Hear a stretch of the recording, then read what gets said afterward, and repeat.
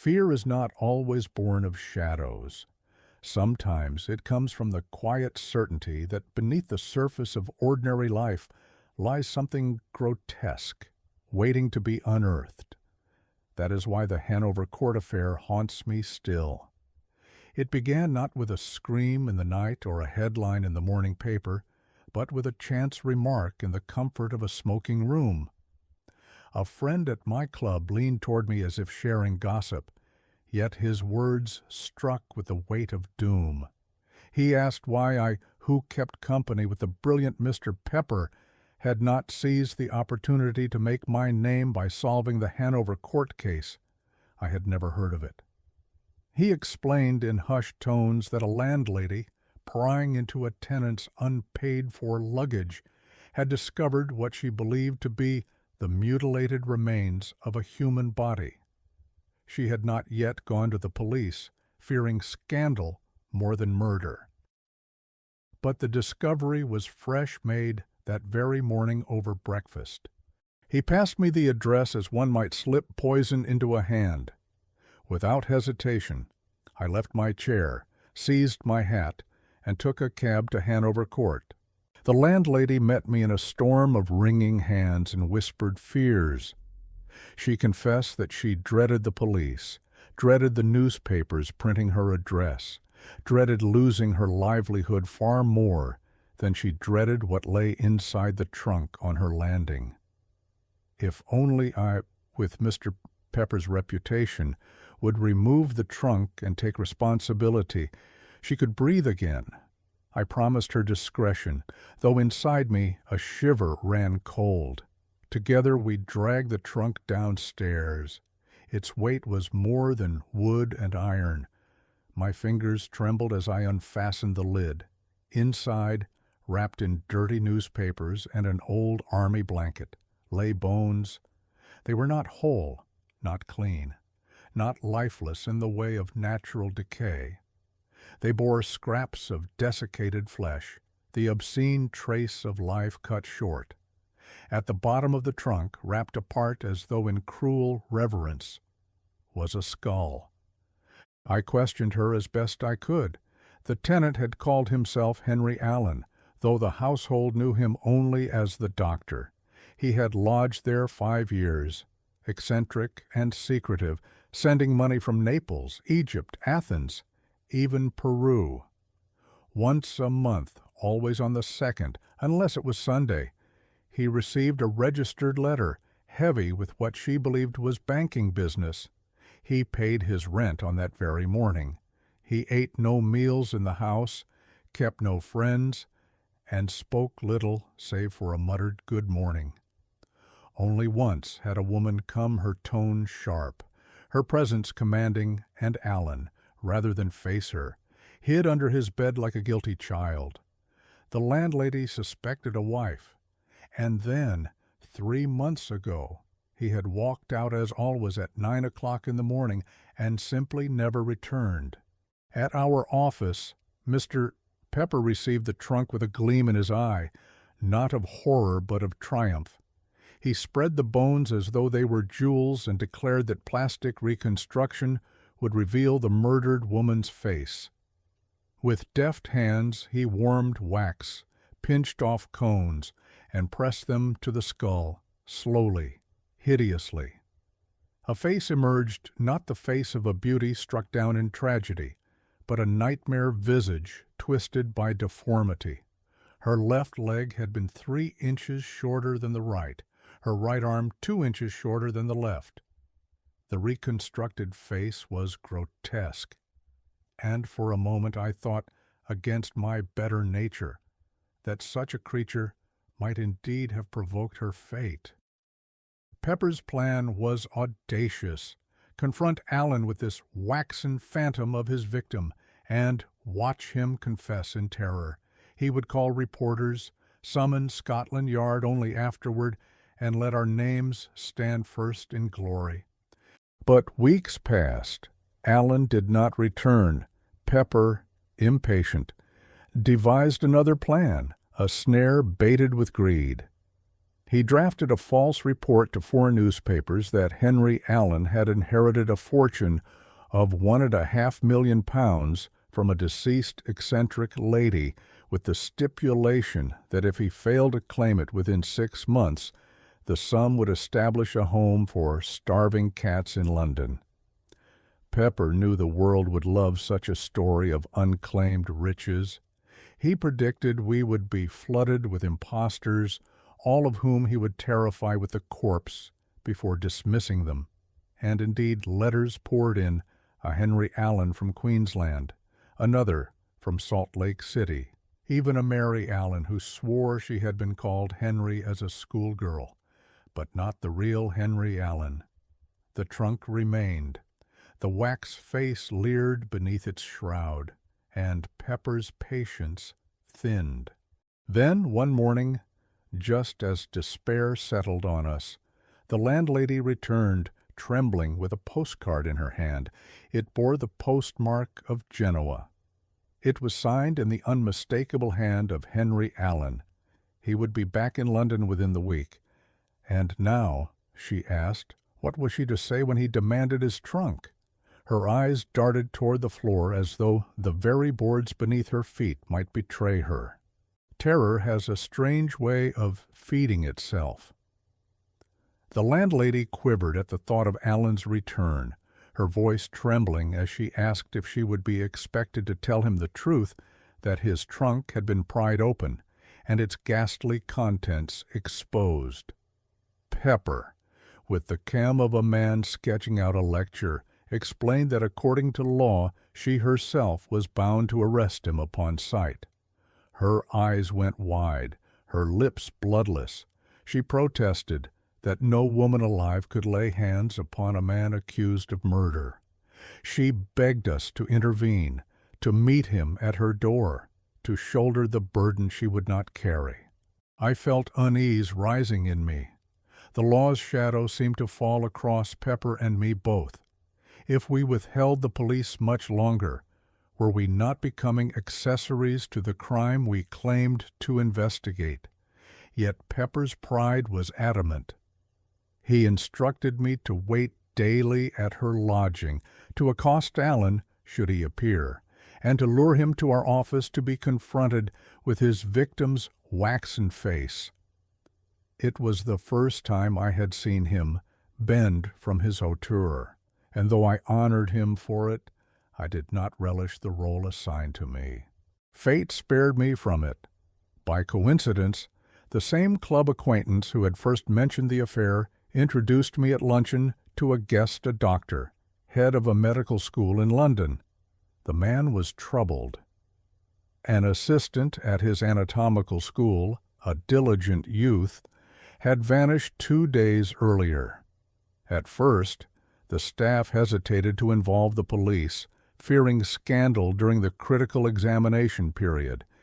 Yet the doctor had overheard a sharp quarrel between the missing boy and the custodian of the school, and he admitted dark suspicions: the furnace, the coffins, the endless supply of cadavers, so many ways a body might vanish without trace.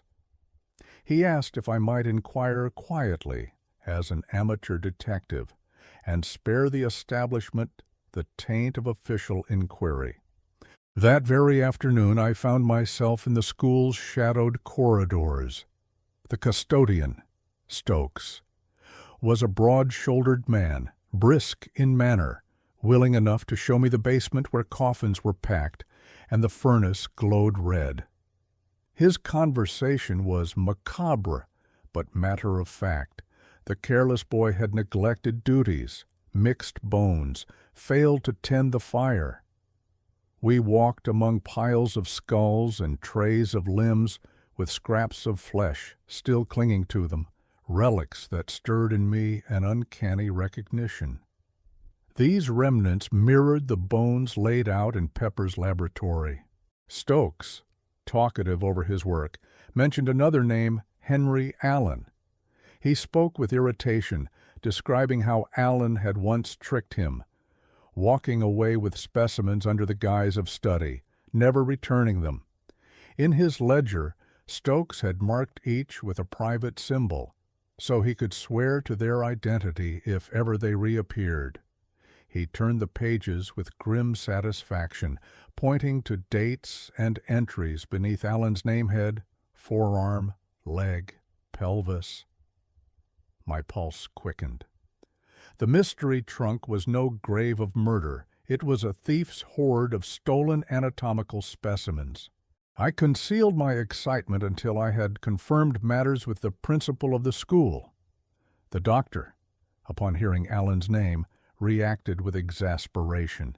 He declared that Alan had been a student for 6 years, brilliant but erratic, forever vanishing abroad just before his examinations, always returning, always paying fees, always shrouded in secrecy. Yes, he admitted. Alan had stolen specimens. Yes, Stokes could identify them without doubt. He urged me to arrange their recovery at once. That evening, Stokes accompanied me to Pepper's office. The trunk still lay where we had left it, the wax face glaring beneath its sheet. When Stokes saw the bones, his eyes widened, then flickered with a convulsion I could not at first interpret. He picked up a thigh bone and showed me his private mark scratched upon it. One by one he examined the pieces, swearing to each. At last, glancing at the grotesque reconstruction, he gave a strangled laugh and muttered that Pepper had made a fine woman out of 3 mismatched arms. Pepper stood stiff as marble. His masterpiece of deduction, his waxen vision of murder, was exposed as nothing more than a grotesque error. The victim was no victim. The crime was no crime. The bones belonged not to some butchered wife, but to a medical school's missing collection. For once, he had no words. I scarcely dared look at him. Instead, I helped Stokes repack the bones into the trunk, his hands lingering almost fondly on the wax head, which he declared fit for his museum.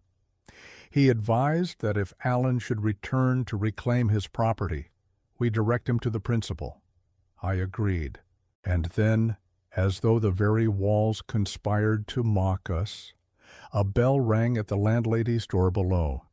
A thin, hunted-looking man with 3 days' growth of beard stood there. Mrs. Auger gasped. "Mr. Alan, where have you been?" He whispered weakly that he had been in Lisbon. I stepped forward, laid my hand upon his shoulder, and spoke with all the gravity I could summon. I told him he was wanted at the medical school to answer for unlawfully possessing certain specimens, and cautioned him that his words might be used against him at trial. He blanched, the landlady fainted, and thus, with neither knife nor pistol, without a single drop of blood shed, I had arrested the infamous Henry Allen. What followed was anticlimax of the strangest sort. I had imagined the arrest of Henry Allen would unfold with violence or confession, perhaps even a dramatic unveiling of his sins before the astonished landlady. Instead, the man seemed deflated, like a balloon with its air let out. He offered no resistance, no plea, only a hollow compliance, his eyes darting nervously as though he feared shadows more than handcuffs. We brought him before the principal of the medical school, who regarded him not as a criminal monster, but as an errant student whose eccentricities had at last tipped into disgrace. The truth, cold and unadorned, was this: Alan had not murdered anyone. He had merely pilfered bones from the school, substituting fragments and deceiving Stokes until the ledger told the tale. The trunk, which the landlady had guarded in terror, was nothing more than stolen property. The grotesque face Pepper had so triumphantly reconstructed, the victim whose deformities told of a life twisted and cruel she had never lived. She was a patchwork of mismatched bones and Pepper's imagination. When this reality pressed itself upon us, I braced for Pepper's fury. But fury was not his response. He stood like a statue, pale, lips tight, eyes burning not with anger, but with humiliation. His great revelation, his scheme to outwit Scotland Yard, his careful manipulation of wax and bone, all dissolved into ridicule. Stokes, packing the trunk for return to the school, could scarcely suppress a chuckle, muttering that Pepper had given the woman 3 hands and a beard for good measure. Allen, for his part, offered nothing but silence. His mind seemed elsewhere, perhaps calculating his next escape abroad, perhaps already crafting excuses. When pressed, he admitted he had been away in Lisbon.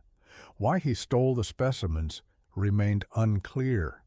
Perhaps it was vanity, the thrill of tricking the institution, or some darker fascination with death that only he could explain. But explain he never did. The landlady, poor soul, demanded to know if she would now be spared scandal. Pepper, in a voice stripped of its usual grandeur, told her curtly that she had nothing to fear. Allen would not be prosecuted. The principal of the school, weary of his eccentric pupil, preferred silence over courtrooms and headlines. The matter would end where it began, in shadows and half-truths. And so the Hanover court murder evaporated like morning mist. No crime, no victim, no trial, only a grotesque misunderstanding elevated to farce. Yet the episode left me unsettled, for though no blood had been spilled, the case revealed something more haunting than murder.